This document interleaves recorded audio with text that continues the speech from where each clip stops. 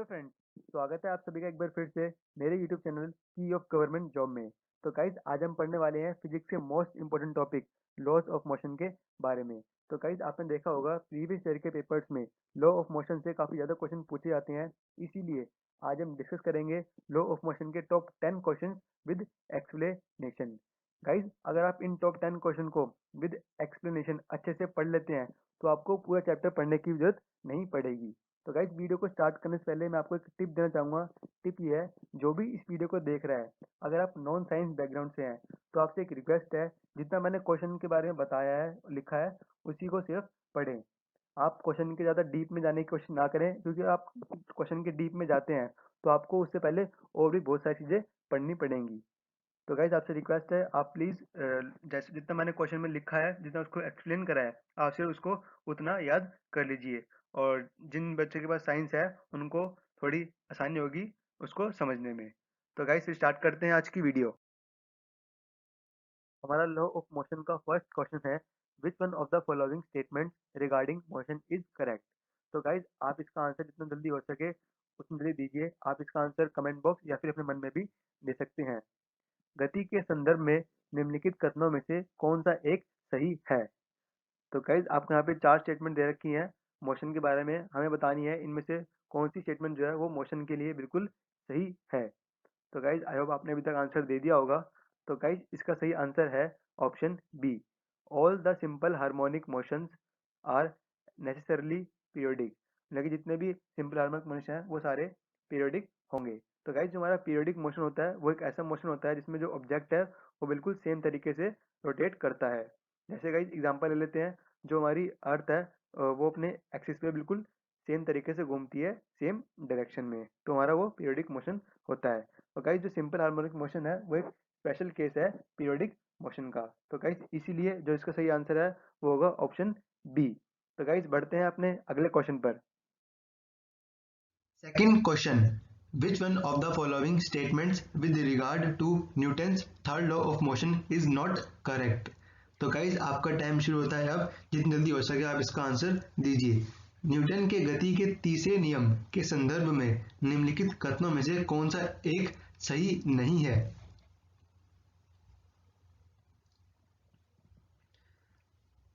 तो गाइज इसका सही आंसर है option D, there is no cause effect relation implied in third law. तो गाइज पहले समझते हैं थर्ड लॉ होता क्या है। तो गाइज थर्ड लॉ की डेफिनेशन है, to every action there is an equal and opposite reaction. एक एग्जांपल से समझते हैं। गाइज आपने देखा होगा एक फौजी को जब वो बंदूक चलाता है तो वो बंदूक को अपने कंधे से भी लगा के रखता है, ताकि जो बंदूक जो है चलते वक्त पीछे ना चली जाए। तो गाइज क्योंकि इसमें क्या होता है गाइज, इसमें थर्ड लॉ अप्लाई होता है बंदूक पे। जब गाइज जो बंदूक होती है उसमें से गोली निकलती है, जितनी फोर्स से वो आगे जाती है उतना ही फोर्स वो पीछे भी छोड़ती है। एक और एग्जांपल देखते हैं गाइज, मान लीजिए आप एक स्प्रिंग है, अगर आप उसको पुश करते हैं तो जैसे ही आप उसको छोड़ेंगे वो एकदम से आपके ऊपर भी उसी फोर्स से आएगी, आपको हिट करेगी। ऐसा तो होगा नहीं आपने स्प्रिंग को पुश किया और फिर छोड़ दिया, वो फिर थोड़ी देर के बाद आपके पास आ रही है। तो गाइस इसके बीच में जो है एकदम से ही एक्शन होता है, जैसे आपने एकदम छोड़ा वो वो आपके पास एकदम से आएगी। कोई टाइम इंटरवल नहीं होगा इसमें, कोई टाइम गैप नहीं होगा। जैसे ही आप पुश करेंगे वो ऐसी वैसे ही आपके पास एकदम से आ जाएगी। तो गाइस इसीलिए हम जो थर्ड लॉ को है एक्शन रिएक्शन लॉ के नाम से भी जानते हैं। तो अब बढ़ते हैं अपने अगले क्वेश्चन पर। Third question, conservation laws of nature do not change with dash. तो गाइस आपका टाइम स्टार्ट होता है अब। प्रकृति के संरक्षण का नियम डैश के साथ परिवर्तित नहीं होता।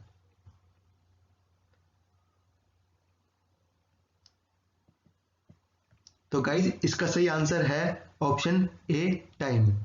जैसे जो कंजर्वेशन लॉ ऑफ नेचर है वो चेंज नहीं होता टाइम के साथ। तो एक एग्जांपल समझते हैं गाइज, मान लीजिए आपने आज एक फुटबॉल को किक करा और वो आपने जितनी ऊपर गई आपने उसकी हाइट नोट कर ली।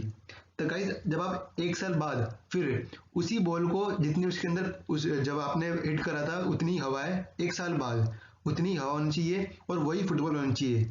और जितनी जोर से आपने एक साल पहले किक करा था आज भी उतनी जोर से उसको किक करेंगे तो गाइज ऑफकोर्स जो उसकी हाइट थी जो एक साल पहले आपने रिकॉर्ड करी थी वही सेम हाइट आएगी।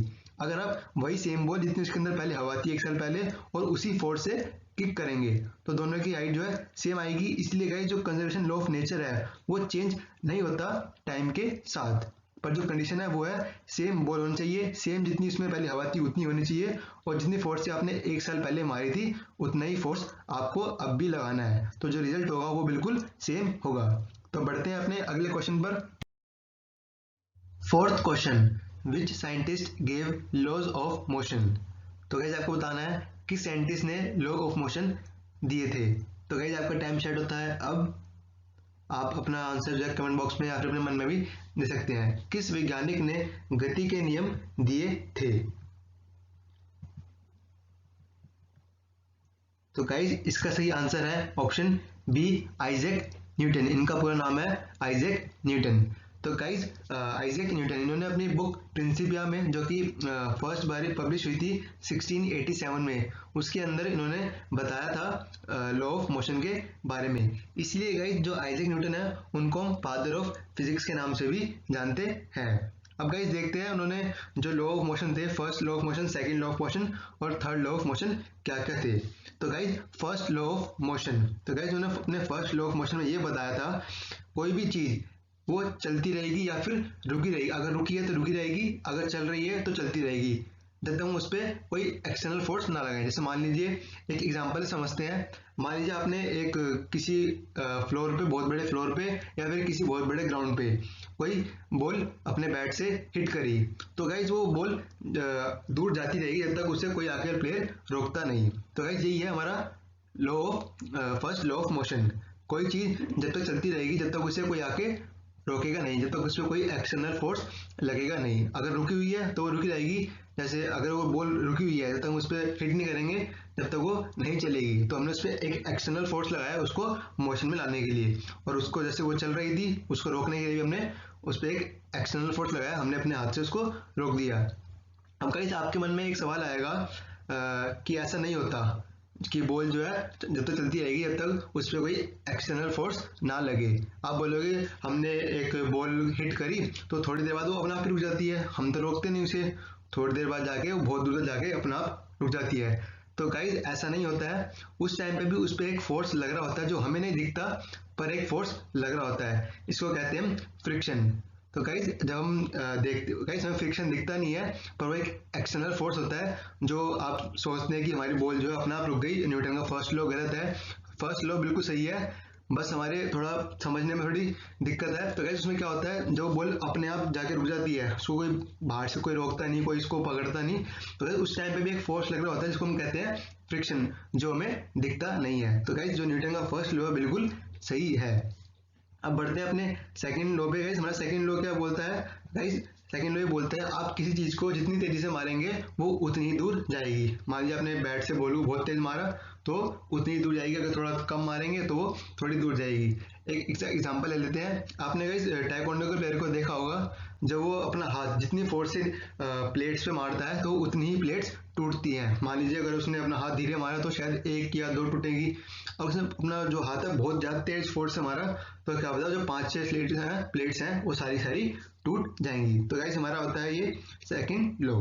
अब गाइस बढ़ते हैं हमारे न्यूटन के थर्ड लॉ पे। तो गाइस जो हमारा थर्ड लॉ है वो कहता है, इसको गाइस मैं सेकंड क्वेश्चन में समझा चुका हूँ कि every action is an equal and opposite reaction. इसका मैंने एग्जांपल सेकंड क्वेश्चन में दिया था, एक बार फिर देता हूँ। गाइस मान लीजिए आप एक नाव में बैठे हैं, एक बोट में बैठे हैं, और किनारा आने से पहले आप बोट में से कूद जाते हैं। तो गाइस जो आपने कूदने के लिए जो फोर्स लगाया, आप जितनी दूर वहां पे गए तो उतनी दूर आपने गाइस जो पीछे बोट थी उसको ही पीछे धकेला। मतलब आप तो आगे गए बट आपके पैरों ने जो है फोर्स आगे जाने के लिए लगाया, पर जो आपका फोर्स था वो बोट पे भी लगा उतना ही और बोट पीछे गई। तो ये भी एक एग्जांपल है थर्ड लॉ का। आप अपनी डेली लाइफ में काफी सारे एग्जांपल देख सकते हैं थर्ड लॉ के। तो बढ़ते हैं अपने अगले क्वेश्चन पर। Fifth question, which of the following is not one of Newton's law of motion. तो गाइस हमें बताना है इनमें से जो कौन सी स्टेटमेंट जो है, इनमें से कौन सा ऑप्शन जो है एक न्यूटन का लॉ नहीं है। तो गाइस आपका टाइम स्टार्ट होता है अब निम्नलिखित में से कौन न्यूटन के गति के नियमों में से एक नहीं है। हमें यहाँ पे 4 स्टेटमेंट दे रखी है, हमें इनको पढ़ना है और बताना है इनमें से कौन सा एक न्यूटन का लॉ नहीं है, और जो बाकी के 3 है वो न्यूटन के लॉ है। कौन सा इनमें से एक ऑप्शन है जो न्यूटन का लॉ नहीं फॉलो करता। तो गाइज आई होप आपने अभी तक सभी ने आंसर इसका दे दिया होगा। तो गाइज इसका सही आंसर है option A. The total momentum of a system of interacting bodies remain constant providing no external force। तो गाइज ये जो हमारा ऑप्शन ए है ये हमारा जो है न्यूटन का लॉ नहीं है, बट इसका सही आंसर है ऑप्शन ए। हमसे यही पूछा था इनमें से कौन सा जो है न्यूटन का लॉ नहीं है। तो गाइज इसका सही आंसर है ऑप्शन ए। ऑप्शन ए जो है वो न्यूटन का लॉ नहीं है। जो ऑप्शन डी है ये हमारा फर्स्ट लॉ है, और जो ऑप्शन बी है वो हमारा सेकंड लॉ है, और ऑप्शन जो सी है ये हमारा थर्ड लॉ है। तो गाइस जो ऑप्शन ए है वो हमारा है कंजर्वेशन ऑफ मोमेंटम का प्रिंसिपल। गाइस जो कंजर्वेशन ऑफ मोमेंटम है ये हमारे थर्ड लॉ की तरह ही होता है। तो अब बढ़ते हैं अपने अगले क्वेश्चन पर। 6th question, Newton's law of motion do not hold good for objects. तो गाइस आपके टाइम स्टार्ट होता है अब। तो गाइस हमसे क्वेश्चन ये पूछा गया है न्यूटन के गति के नियम किन वस्तुओं के लिए अनुकूल नहीं है। तो गाइस हमें यहाँ पे 4 ऑप्शन दिए हुए हैं, हम बताना है कि इनमें से किस ऑब्जेक्ट पे जो है न्यूटन का लॉ अप्लाई नहीं होगा। तो गाइस इसका सही आंसर है option D, moving with velocity comparable to velocity of light. कोई भी ऑब्जेक्ट जो स्पीड की सेम वेलोसिटी से ट्रेवल करता है उस पर जो है न्यूटन का लॉ अप्लाई नहीं होगा। क्योंकि गाइस न्यूटन ने जब अपने लॉ बताए थे तो उन्होंने कुछ कंडीशंस रखी थी कि जब ये कंडीशन फुलफिल होंगी जब जो है न्यूटन के लॉ अप्लाई होंगे। तो गाइस वो कंडीशन थी कि स्पेस वॉज फ्लैट, कोई कर्व नहीं होना चाहिए, और जो टाइम है वो यूनिवर्सल होना चाहिए। जब ये तीनों कंडीशन जो है फुलफिल होंगी तभी जो है लॉ ऑफ मोशन जो है किसी ऑब्जेक्ट पर अप्लाई होगा। इसीलिए गाइस जो लाइट और वेलोसिटी है लाइट की वो इन कंडीशन को फुलफिल नहीं करती, इसलिए उन पे गाइस जो है कोई भी लॉ ऑफ मोशन अप्लाई नहीं होता है। इसलिए अगर कोई भी ऑब्जेक्ट लाइट की वेलोसिटी की जितनी सेम स्पीड से ट्रेवल करेगा उस पर भी जो लॉ ऑफ मोशन है वो अप्लाई नहीं होगा। इसलिए गाइस इसका सही आंसर है ऑप्शन डी। तो बढ़ते हैं अपने अगले क्वेश्चन पर। 7th question, due to which Newton's law of motion when a stopped vehicle suddenly runs the passenger sitting in it lean backwards। तो गाइज आपका टाइम स्टार्ट होता है अब। तो गाइज हमसे यहाँ पे पूछा गया है, एक यहाँ पे कंडीशन दी गई है और हमें बताना है कि इस कंडीशन पे न्यूटन का कौन सा लॉ अप्लाई होता है। तो गाइज कंडीशन ये है, मान लीजिए आप एक बस में खड़े हैं और आप सीधे खड़े हैं, जब वो बस एकदम से चलती है तो आप पीछे झुक जाते हैं। तो गाइज इसका जो है इस पे कौन सा, इस कंडीशन पे कौन सा लॉ अप्लाई होता है आपको ये बताना है। तो गाइज इसका सही आंसर है ऑप्शन ए, फर्स्ट लॉ। तो गाइज जब आपने देखा होगा जब आप किसी बस में मेट्रो में बैठे होते हैं आप सीधे खड़े हैं, बट जब एकदम से बस चलती है तो आप थोड़ा पीछे की तरफ झुक जाते हैं। तो गाइज फर्स्ट लॉ जो है अप्लाई होता है। गाइज यही सेम जब होता है जब एकदम से बस रुकती है तो हम आगे की तरफ हो जाते हैं। इसमें क्या होता है गाइज, जैसे हम बस चल रही है, हम बैठे हुए हैं या फिर खड़े हुए हैं, हम रेस्ट की पोजीशन में हैं, कोई अभी हम रेस्ट की पोजीशन में है, जब बस एकदम से रुकती है तो एक एक्सटर्नल फोर्स अप्लाई हो गया वहां पे, बस एकदम रुकी, एक तरह का एक्सटर्नल फोर्स हो गया और हम जो है मोशन में आ गए, हम आगे की तरफ झुक गए। तो जो बस के ब्रेक्स हैं वो एक एक्सटर्नल फोर्स का काम कर रहे हैं। तो इसलिए इसके सही आंसर है ऑप्शन ए, फर्स्ट लॉ। तो बढ़ते हैं अपने अगले क्वेश्चन पर। 8th question, Newton's second and third law of motion leads a consequence of. तो गाइज आपका टाइम स्टार्ट होता है अब। तो गाइज हमसे क्वेश्चन ये पूछा गया है डैश न्यूटन के दूसरे और गति के तीसरे नियम का परिणाम है। तो गाइज इसका सही आंसर है option A, conservation of momentum. इसका सही आंसर है कंजर्वेशन ऑफ मोमेंटम। कि गाइज जो कंजर्वेशन ऑफ मोमेंटम है ये न्यूटन के सेकंड और थर्ड लॉ से मिलकर ही बना है। तो इसलिए गाइज इसका सही आंसर होगा option A, conservation of momentum. तो अब बढ़ते हैं अपने अगले क्वेश्चन पर। 9th question, when a horse pulls a cart, the force which helps the horse to move forward is the force exerted by which of the given following options। तो gas आपका time start होता है अब। तो gas हमसे यहाँ पे ये पूछा गया है, जब एक घोड़ा गाड़ी को खींचता है तो जो बल घोड़े को आगे बढ़ने में मदद करता है वह बल निम्न में से किस विकल्प से होता है। मतलब कि जब एक घोड़ा एक गाड़ी को खींचता है तो वो जो है उसको एक फोर्स मिलता है जो उसको आगे बढ़ने में मदद करता है। तो गाइज वो फोर्स उसको कहाँ से मिलता है हमें ये बताना है। तो गाइज इसका सही आंसर है option B, the ground on the horse. मतलब कि जमीन से जो गाइज वो उसको फोर्स मिलता है जिसके मदद से वो अपना आप खुद भी आगे बढ़ता है और अपना पीछे जो उसके पीछे गाड़ी बांधी हुई है वो भी आगे बढ़ती है, वो फोर्स उसको ग्राउंड से मिलता है। इसी ये गाइस एकदम बेस्ट एग्जांपल है न्यूटन के थर्ड लॉ का भी, क्योंकि गाइस जो न्यूटन का थर्ड लॉ है वो भी यही कहता है every action there is an equal and opposite reaction.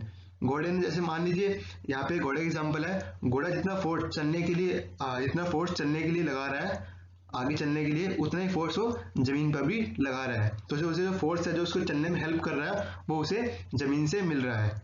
तो गाइस ये भी एक बेस्ट एग्जांपल है थर्ड लॉ का, तो इसीलिए गाइस इसका सही आंसर होगा ऑप्शन बी। तो अब बढ़ते हैं अपने अगले क्वेश्चन पर। 10th question, rocket engines lift a rocket from the earth surface due to hot gases with high velocity dash. तो गाइस आपका टाइम स्टार्ट होता है अब।